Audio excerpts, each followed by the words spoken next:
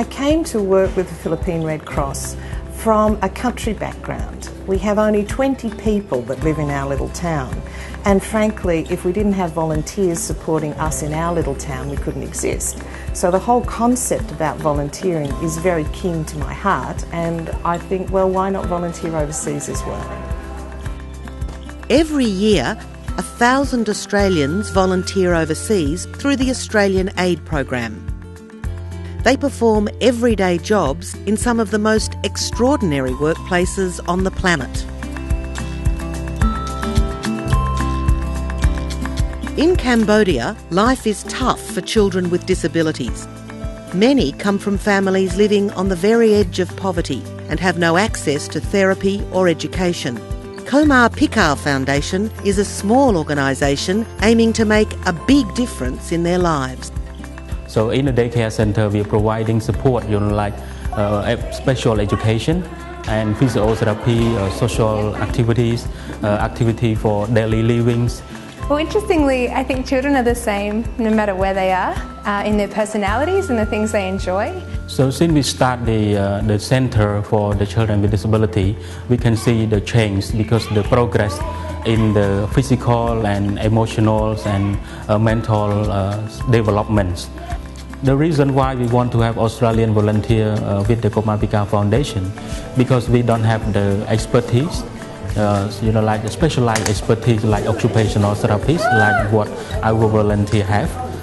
It's incredible to see that just a little bit of support can actually make a huge difference in the lives of the families and children here. The Philippines is battered by more than 20 natural disasters a year, from typhoons to floods. Red Cross is there every time, helping people to get back on their feet. With the disaster trend that we are currently facing, the challenges that we're facing in the country now, we need more people to help us. Several Australian volunteers are supporting Red Cross chapters to strengthen disaster management services around the country. I'm working at the Philippine Red Cross in the chapter development area, working with some wonderful people. Warehousing and logistics is a very important part of disaster relief. You get everything from large corporations donating truckloads of hygiene products, soap, laundry powder, that sort of stuff, right down to the family that's struggling to get by themselves, bring along a couple of cans of sardines, a couple of kilos of rice. It's pretty humbling at times, actually.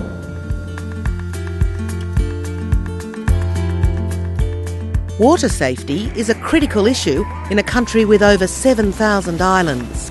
Philippine Red Cross has established its first surf life-saving service in Boracay. We're trying to make a splash. We're trying to create a model here that is one of water safety. We want to make all levels of the island's administration and all levels of the community aware about the importance of drowning prevention and water safety. I'm very, very happy if I'm gonna help to save the life of people. Maybe this is very, very proud of myself that I'm gonna help with the people here.